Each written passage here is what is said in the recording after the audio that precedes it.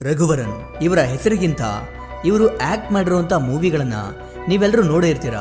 ಆದ್ರೆ ಈ ರಘುವರನ್ ಅವರು ಇದ್ದಕ್ಕಿದ್ದಂತೆ ಕಣ್ಮರೆಯಾಗಿದ್ದು ಯಾಕೆ? ರಘುವರನ್ ಅವರ ಪತ್ನಿ ಅವರಿಂದ ದೂರವಾಗಿದ್ದು ಯಾಕೆ? ಹೆಂಡತಿ ಬಿಟ್ಟು ಹೋದ್ಮೇಲೆ ರಘುವರನ್ ಅವರು ಎಷ್ಟು ನೋವನ್ನ ಅನುಭವಿಸ್ತಾರೆ ಗೊತ್ತಾ? ರಘುವರನ್ ಅವರು ಅತಿ ಚಿಕ್ಕ ವಯಸ್ಸಿಗೆ ಸಾವನ್ನಪ್ಪೋದಕ್ಕೆ ಕಾರಣವಾದ್ರೂ ಏನು? ಅವರ ಕೊನೆಯ ದಿನಗಳು ಎಷ್ಟು ನರಕ ಯಾತನೆಯಾಗಿತ್ತು ಗೊತ್ತಾ? ಈ ರೀತಿ ರಘುವರನ್ ಅವರ ಬದುಕಿನಲ್ಲಿ ನಡೆದಂತ ದುರಂತ ಕಥೆಯನ್ನ ಇವತ್ತು ನಿಮ್ಮ ಮುಂದೆ ಬಿಚ್ಚಿಡ್ತಿದ್ದೀನಿ. ರಘುವರನ್ ಅವರು ಮೂಲತಃ ಕೇರಳದವರು. ಇವರ ತಂದೆ ಸರ್ಕಾರಿ ನೌಕರರಾಗಿದ್ರು ಮತ್ತೆ ಹೋಟೆಲ್ ಬಿಸ್ನೆಸ್ ಅನ್ನ ಮಾಡ್ತಿದ್ರಂತೆ. ಹೀಗಾಗಿ ಬಿಸ್ನೆಸ್ ಅನ್ನ ಡೆವಲಪ್ ಮಾಡೋದಕ್ಕೆ ತಮಿಳುನಾಡಿಗೆ ಬಂದು ಅಲ್ಲೇ ಜೀವನ ಮಾಡೋಕೆ ಶುರು ಮಾಡ್ತಾರೆ. ಅಲ್ಲೇ ತಮ್ಮ ವಿದ್ಯಾಭ್ಯಾಸವನ್ನ ಕೂಡ ಮುಂದುವರಿಸ್ತಾರೆ. ಅವ್ರಿಗೆ ಓದೋದಕ್ಕಿಂತ ಹೆಚ್ಚಾಗಿ ಸಿನಿಮಾ ಇಂಡಸ್ಟ್ರಿಗೆ ಬರೋದಕ್ಕೆ ತುಂಬಾ ಆಸಕ್ತಿ ಇರುತ್ತೆ. ಹೀಗಾಗಿ ಅವರ ಆಸೆಯಂತೆ ಸಿನಿಮಾ ಇಂಡಸ್ಟ್ರಿಗೆ ಹೆಜ್ಜೆ ಇಡ್ತಾರೆ. ಅವರ ವಾಯ್ಸ್ನಿಂದ ಅವರ ಆಕ್ಟಿಂಗ್ ನಿಂದ ಒಬ್ಬ ಗ್ರೇಟ್ ವಿಲನ್ ಆಗಿ ಗುರುತಿಸ್ಕೊಳ್ತಾರೆ. ನಾನು ತಲೆ ಓಡಿಸಿ ಬಾಳೋನು. ಹೀಗೆ ಅವರು ವಿಲನ್ ಆಗಿ ಆಕ್ಟ್ ಮಾಡಿದಂತ ಪ್ರತಿಯೊಂದು ಸಿನಿಮಾ ಕೂಡ ಅವ್ರನ್ನ ಇನ್ನೂ ದೊಡ್ಡ ಮಟ್ಟಕ್ಕೆ ತಗೊಂಡೋಗ್ತಿರುತ್ತೆ. ಇಂಥ ಒಂದು ಸಮಯದಲ್ಲಿ ರಘುವರನ್ ಅವ್ರಿಗೆ ನಟಿ ರೋಹಿಣಿಯವರ ಪರಿಚಯವಾಗುತ್ತೆ. ಅವರಿಬ್ಬರೂ ಸೇರಿ ಒಂದು ಸಿನಿಮಾದಲ್ಲಿ ಆಕ್ಟ್ ಮಾಡ್ತಾರೆ. ಹೀಗಾಗಿ ಅವರಿಬ್ಬರ ನಡುವೆ ಸ್ನೇಹವಾಗಿ ಅದು ಪ್ರೀತಿವರೆಗೂ ಹೋಗಿ ಕೊನೆಗೆ ಮನೆಯವರನ್ನು ಒಪ್ಪಿಸಿ ಅವರಿಬ್ರು ಮದುವೆ ಆಗ್ತಾರೆ. ಅದೇ ರೀತಿ ಅವ್ರಿಗೆ ಒಂದು ಗಂಡು ಮಗು ಜನಿಸುತ್ತೆ. ಈ ರೀತಿ ಅವರು ಅಂದುಕೊಂಡ ಹಾಗೇನೆ ಜೀವನ ನಡೀತಾ ಇರುತ್ತೆ.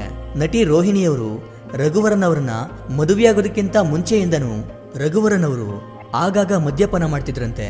ಮದುವೆ ಆದ್ಮೇಲೆ ಎಲ್ಲ ಸರಿ ಹೋಗುತ್ತೆ ಅಂತ ಅನ್ಕೊಂಡು ರೋಹಿಣಿಯವರು ರಘುವರನ್ ಅವರನ್ನ ಮದುವೆಯಾಗಿರ್ತಾರೆ. ಆದ್ರೆ ಮದುವೆಯಾಗಿ ಒಂದು ಗಂಡು ಮಗು ಹುಟ್ಟಿದ್ಮೇಲೂ ಕೂಡ ಕುಡಿಯೋದನ್ನ ರಘುವರನ್ ಅವರು ಬಿಡ್ಲೇ ಇಲ್ಲ. ಅವರು ಮದ್ಯಪಾನ ಮಾಡೋದು ದಿನೇ ದಿನೇ ಹೆಚ್ಚಾಗ್ತಾನೆ ಇತ್ತು. ನಟಿ ರೋಹಿಣಿಯವರು ಕೂಡ ಗಂಡನಿಗೆ ಕುಡಿಯೋದನ್ನ ಬಿಡಿಸೋದಕ್ಕೆ ಎಷ್ಟೇ ಪ್ರಯತ್ನ ಮಾಡಿದ್ರು ಮದ್ಯಪಾನ ಮಾಡೋದನ್ನ ರಘುವರನ್ ಅವರು ಬಿಡೋದೇ ಇಲ್ಲ. ತನ್ನ ಹೆಂಡತಿಯನ್ನ ಎಷ್ಟು ಪ್ರೀತಿಸ್ತಿದ್ರೋ ಅದೇ ರೀತಿ ಮದ್ಯಪಾನವನ್ನು ಸಹ ಅಷ್ಟೇ ಇಷ್ಟಪಟ್ಟು ಕುಡಿತಿದ್ರು. ಈ ಕಾರಣಕ್ಕಾಗಿಯೇ ಅವರ ಸಂಸಾರದಲ್ಲಿ ಬಿರುಕು ಮೂಡೋಕೆ ಶುರುವಾಯಿತು. ಅವರಿಬ್ಬರಿಗೂ ಇದೇ ಕಾರಣಕ್ಕಾಗಿಯೇ ಮನಸ್ತಾಪಗಳು ಉಂಟಾಯಿತು. ಏನೇ ಆದ್ರೂ ರಘುವರನ್ ಅವರು ಕುಡಿಯೋದನ್ನ ಮಾತ್ರ ಬಿಡೋದೇ ಇಲ್ಲ.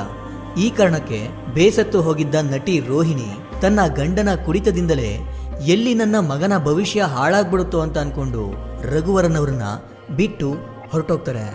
2004ರಲ್ಲಿ ರಘುವರನ್ಗೆ ವಿಚ್ಛೇದನವನ್ನು ಕೂಡ ಕೊಡ್ತಾರೆ. ನಂತರ ರಘುವರನ್ ಅವರ ಮಗ ತಾಯಿ ಜೊತೆನೆ ಬೆಳಿತಾನೆ. ರಘುವರನ್ಗೆ ಮಗನ ಮೇಲೆ ತುಂಬಾ ಪ್ರೀತಿ. ಶೂಟಿಂಗ್ ಸಮಯದಲ್ಲಿ ಸ್ವಲ್ಪ ಗ್ಯಾಪ್ ಸಿಕ್ಕಿದ್ರೆ ಸಾಕು ಮಗನನ್ನ ನೋಡೋದಿಕ್ಕೆ ಓಡೋಡಿ ಬರ್ತಿದ್ರಂತೆ. ಆದ್ರೆ ಹೆಂಡತಿ ಡಿವೋರ್ಸ್ ಕೊಟ್ಟಿದ್ರಿಂದ ಮಗ ಹೆಂಡತಿ ಜೊತೆನೆ ಇರಬೇಕಾಗಿ ಬರುತ್ತೆ. ನ್ಯಾಯಾಲಯ ಏನಂತ ಹೇಳಿತ್ತು ಅಂದ್ರೆ ಪ್ರತಿ ಶನಿವಾರ ರಘುವರನ್ ಅವರನ್ನ ನೋಡೋದಿಕ್ಕೆ ಅವರ ಮಗ ಅವರ ಮನೆಗೆ ಹೋಗೋದಿಕ್ಕೆ ಅವಕಾಶ ಇತ್ತು.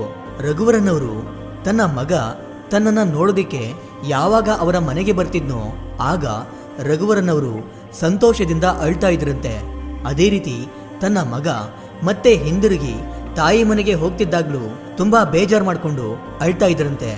ರಘುವರನ್ ಈ ನೋವಿನಿಂದ ಕುಡಿಯೋದನ್ನ ಇನ್ನೂ ಜಾಸ್ತಿ ಮಾಡ್ಕೊಂಡ್ಬಿಡ್ತಾರೆ.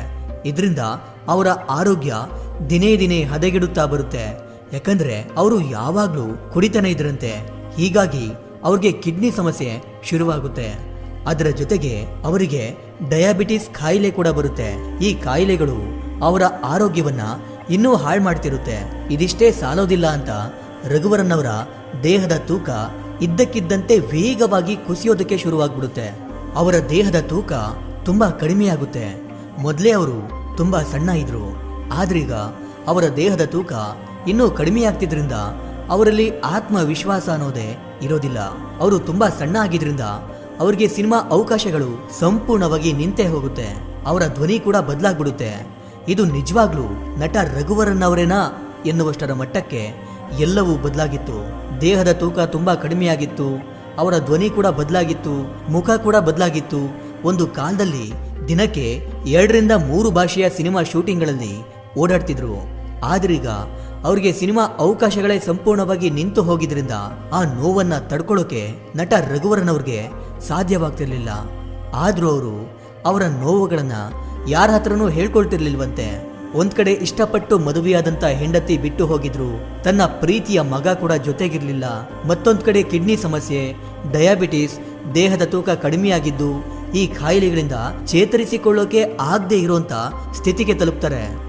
ಇದರ ಜೊತೆಗೆ ಒಂಟಿತನ ಅವರನ್ನ ಕಾಡ್ತಿತ್ತು. ಈ ಎಲ್ಲಾ ನೋವುಗಳನ್ನ ಒಬ್ಬರೇ ಅನುಭವಿಸ್ತಾರೆ ಹೊರತು ಯಾರ ಹತ್ರನೂ ಹೇಳ್ಕೊಳ್ಳೋದೇ ಇಲ್ಲ. ಆಗ್ಲೂ ಕೂಡ ಅವರು ಕುಡಿಯೋದನ್ನೇ ಜಾಸ್ತಿ ಮಾಡ್ಕೊಳ್ತಾರಂತೆ. ಯಾರು ಹೇಳಿದ್ರು ಕೇಳೋದಿಲ್ಲ.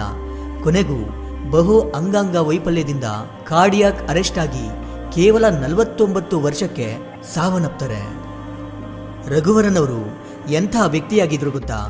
ಸಿನಿಮಾ ಶೂಟಿಂಗ್ ಟೈಮ್ನಲ್ಲಿ ಎಲ್ಲ ಆಕ್ಟರ್ಸ್ಗಳು ಕಾಮಿಡಿ ಮಾಡೋದು, ಹೆಚ್ಚಾಗಿ ಮಾತಾಡೋದು, ತರಲೆ ಮಾಡೋದು ಇದನ್ನೇ ಮಾಡ್ತಾರೆ. ಆದರೆ ರಘುವರನ್ ಅವರು ಮಾತ್ರ ಯಾವಾಗಲೂ ಸೈಲೆಂಟ್ ಆಗಿರ್ತಿದ್ರಂತೆ. ಸಿನಿಮಾ ಸೆಟ್ನಲ್ಲಿ ಒಬ್ಬರೇ ಕೂತ್ಕೊಂಡು ಪುಸ್ತಕಗಳನ್ನ ಓದ್ತಾ ಇದ್ರಂತೆ. ತುಂಬಾ ಕಡಿಮೆ ಮಾತನಾಡ್ತಿದ್ರಂತೆ. ಮತ್ತೊಂದು ಯಾರಿಗೂ ಗೊತ್ತಿರದ ಸಂಗತಿ ಏನಂದ್ರೆ, ರಘುವರನ್ಗೆ ಮ್ಯೂಸಿಕ್ನಲ್ಲಿ ತುಂಬಾ ಆಸಕ್ತಿ ಇರುತ್ತೆ. ಅವರು ಸಿನಿಮಾ ಇಂಡಸ್ಟ್ರಿಗೆ ಬಂದಿದ್ದು ಕೂಡ ತಾನೊಬ್ಬ ಮ್ಯೂಸಿಷಿಯನ್ ಆಗಬೇಕು ಅಂತಾನೆ. ಯಾಕಂದ್ರೆ ಅವರು ಕ್ಲಾಸಿಕಲ್, ವೆಸ್ಟರ್ನ್ ಎರಡೂ ರೀತಿಯ ಮ್ಯೂಸಿಕ್ನಲ್ಲಿ ಅಪಾರವಾದ ಸಂಗೀತ ಕಲೆಯನ್ನ ಹೊಂದಿದ್ರು. ಆದರೆ ಅವರ different look, different acting, different ವಾಯ್ಸ್ನಿಂದ ಅವರು ಒಬ್ಬ ಗ್ರೇಟ್ ವಿಲನ್ ಆಗಿ ಗುರುತಿಸ್ಕೊಳ್ತಾರೆ. ಸಿನಿಮಾದಲ್ಲಿ ಮಾತ್ರ ಅವರು ಭಯಾನಕ ವಿಲನ್ ಆಗಿ ಆಕ್ಟ್ ಮಾಡ್ತಿದ್ರು. ಆದರೆ ನಿಜ ಜೀವನದಲ್ಲಿ ಅವರೊಬ್ಬರು ಮೃದುವಾದ, ಮಿಡಿಯುವ, ನಿಧಾನವಾಗಿ ಮಾತನಾಡುವ, ಯಾರಿಗೂ ನೋವಾಗದಂತೆ ವರ್ತಿಸುವ ಶಾಂತ ರೀತಿಯ ವ್ಯಕ್ತಿಯಾಗಿದ್ರು. ಅವರು ಶೂಟಿಂಗ್ ಟೈಮ್ನಲ್ಲಿ ಯಾರ ಹತ್ರನೂ ಯಾರ ಮೇಲೂ ಕೂಡ ಕೋಪ ಮಾಡ್ಕೊಂಡಿದ್ದು ಇಲ್ವೇ ಇಲ್ಲ. ಇನ್ನೊಂದು ವಿಷಯ ಏನಂದ್ರೆ, ಅವರು ಯಾವಾಗಲೂ ಮನೋವಿಜ್ಞಾನ ಅಥವಾ ಸೈಕಾಲಜಿ, ಮೌನ ಮತ್ತು ಧ್ಯಾನದ ಪುಸ್ತಕಗಳನ್ನು ಓದ್ತಾ ಇದ್ರಂತೆ. ಆಗಾಗ ಕವನಗಳನ್ನು ಕೂಡ ಬರೀತಾ ಇದ್ರಂತೆ. ರಘುವರನ್ ಅವ್ರಿಗೆ ಬ್ರ್ಯಾಂಡೆಡ್ ಲಕ್ಸುರಿ ಐಟಮ್ಸ್ಗಳ ಮೇಲೆ ಇಷ್ಟ ಇರ್ತಿರ್ಲಿಲ್ಲ. ಅವರು ಹಳ್ಳಿಗಳಲ್ಲಿ ಸುಂದರವಾದ ಪರಿಸರ, ಸಣ್ಣ ಮನೆ, ಸಿಂಪಲ್ ಫುಡ್ ಇದೇ ಅವ್ರಿಗೆ ಇಷ್ಟ ಆಗ್ತಿತ್ತಂತೆ. ಮತ್ತೆ ಅವರು ಆಕ್ಟಿಂಗ್ ಅನ್ನ ತನ್ನ ಮನೆಯಲ್ಲೇ ಪ್ರಾಕ್ಟೀಸ್ ಮಾಡ್ತಿದ್ರಂತೆ. ಅವರು ಹೆಚ್ಚಾಗಿ ಯಾರ ಹತ್ರನೂ ಮಾತಾಡ್ತಿರ್ಲಿಲ್ಲ. ತುಂಬಾ ಕ್ಲೋಸ್ ಇರೋರ ಹತ್ರ ಮಾತ್ರ ತುಂಬಾ ಮಾತಾಡ್ತಿದ್ರಂತೆ. ಆದ್ರೆ ತಮ್ಮ ನೋವನ್ನ, ತಮ್ಮ ಬೇಜಾರನ್ನ ಹೊರಗಡೆ ತೋರಿಸ್ಕೊಳ್ತಿರ್ಲಿಲ್ಲ. ತಾನು ಫಿಟ್ ಅಂಡ್ ಫೈನ್ ಅನ್ನೋ ತರ ಇರ್ತಿದ್ರು. ಅಂಥ ಮೃದು ಸ್ವಭಾವದ ವ್ಯಕ್ತಿಯ ಜೀವನದಲ್ಲಿ ಇದೆಲ್ಲವೂ ನಡೆದಿದ್ದು ನಿಜಕ್ಕೂ ದುಃಖದ ಸಂಗತಿನೇ ಹೌದು. ಅವರ ಕುಡಿತ ಅನ್ನೋದು ಅವರ ಜೀವನವನ್ನೇ ಹಾಳು ಮಾಡಿದ್ದಂತೂ ನಿಜ. ರಘುವರನ್ ಅವರ ಈ ಕತೆ ಕೇಳಿ ನಿಮ್ಗೇನನ್ನಿಸ್ತು ಕಮೆಂಟ್ ಮಾಡಿ ತಿಳಿಸಿ. ಇದಿಷ್ಟು ಇವತ್ತಿನ ವಿಡಿಯೋ. ಈ ವಿಡಿಯೋ ನಿಮಗೆ ಇಷ್ಟ ಆಗಿರುತ್ತೆ ಅನ್ಕೊಂಡು ಮತ್ತೊಂದು ಹೊಸ ವಿಷಯದೊಂದಿಗೆ ಮತ್ತೆ ಬರ್ತೀನಿ. ಕೊನೆಗೆ ನನ್ನ ಈ ಶ್ರಮಕ್ಕೆ ನಿಮ್ಮಿಂದ ಬಯಸೋದು ಕೇವಲ ಒಂದು ಮೆಚ್ಚುಗೆಯನ್ನು ಮಾತ್ರ. Anyway, thank you for watching.